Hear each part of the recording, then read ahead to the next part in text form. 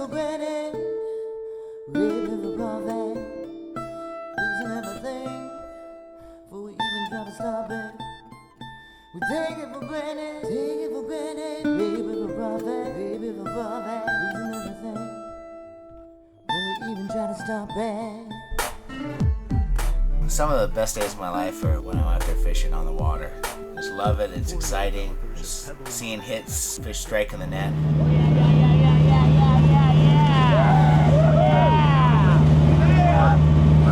My name is Everett Thompson. I'm a commercial fisherman living here in Bristol Bay. I've been fishing every season, all season, since the age of 7. And this last season was my 27th consecutive season. I am a Bristol Bay Native Corporation shareholder. Bristol Bay Native Corporation opposes the mine. We believe that it's an unacceptable risk. This mine itself is going to be huge, enormous quantity of waste that's going to be left there forever. My parents fish, my grandparents fish, my great-grandparents fished. I have ancestral ties to the region. They've depended on salmon for thousands of years, and we have always been sustainable here in this area through our clean water. Fishing competitively could be insane sometimes. You'll be laying out, another guy will be corking you off, stopping the fish from coming into your net, just feet away from your net. Sometimes you're touching cork to cork. You'll get hit by other boats, you'll get ran by other boats. People will be cussing at you, you'll be cussing back to them. Fish will be hitting the net. People will be getting web in their props. It's just a madhouse. It's just so competitive, and people are just going after the fish. And sometimes you just cannot stop the fish, and they keep on coming, but you only have a few hours to make your day. You got 20 minutes. Just start pulling now? No, just start hauling. Let's haul. And there's only a month to make your season. So every day counts, and you just try to put in as much effort as you can to last the season. No matter how tired you get, you just work at it. Bristol Bay is one of the most sustainable fisheries left on the planet. We catch so much fish, tens of millions of fish annually. Up in Lake Iliamna, it's an area that salmon have returned to for thousands of years, a pristine area with clean water. Those are spawning areas that are like the heart of Bristol Bay or that river system. It's an unacceptable risk to put so much waste from this mine or any other mine in and around our spawning areas in these tailing ponds. Last year, my daughter was 8 years old and she came out on the boat with us. She's 9 years old this year. She came out for 2 weeks and she earned her iPad. I said, Lakota, don't even think about it. You're not getting off this boat until you learn how to work. We rely on these fish. We depend on these fish. It teaches us from a young age how to work, and miraculously we have fish returning year after year, supplying us with the things we need, including food and money. As a commercial fisherman, we really have to protect our environment. Our reputation for selling our fish, in Alaska here is that it comes from a pristine environment. And if it gets tainted in any way from any accident or any, mine fill or whatnot, our reputation, not only from Bristol Bay, but in Alaska as a whole, gets shot down a little.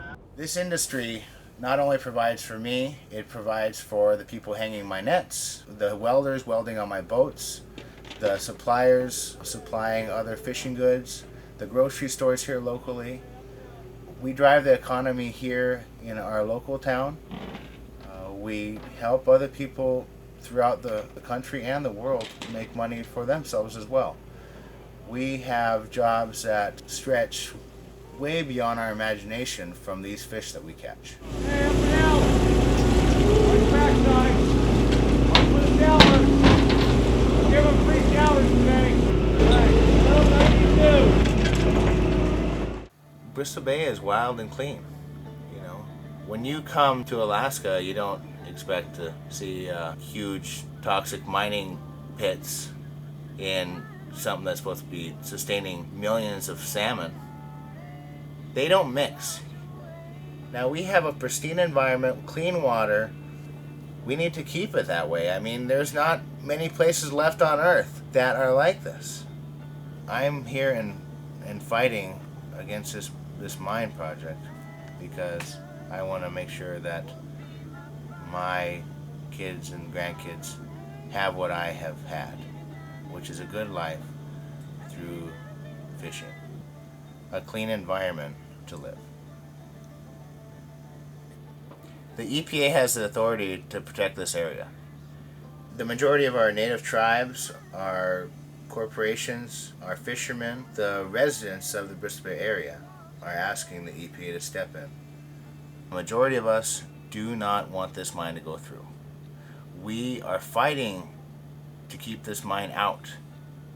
We know it in our hearts and in our minds that if this mine goes through, our water quality will be degraded and our salmon runs will eventually be destroyed, little by little. Take it for granted, living for profit.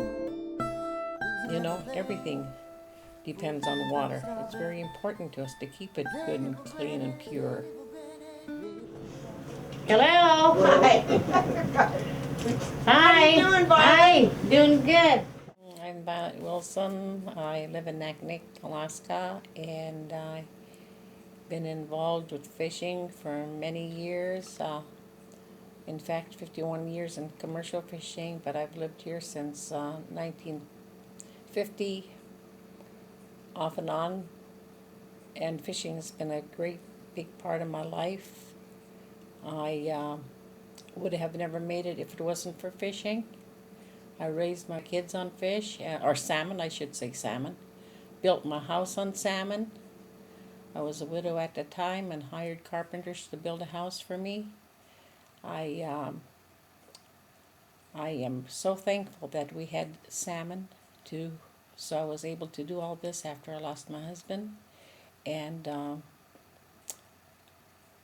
this is the reason why I'm so much against Pebble Mine. I feel like it is just a sad thing for them to even consider building a mine in that area, especially if it's going to ruin our fishing industry. I remember when we started getting $1 a fish. Oof. Wow. That was in 1960. Wow. Every fish would queued up on to the tender. Would say $1. Well, you remember when they were getting $2.50 a pound too? That's Oh yeah, 240. $2.40. Yeah. Mm-hmm. Wow. Wait, when was that? Yeah, just before the Exxon oil spill. Oh man. Then it went down to 40 cents. Yeah. Yeah. Wow. My whole family loves salmon, so I put up a lot of salmon. We smoke salmon and can a lot of those, and use the traditional style, the hard dry, if the weather is good.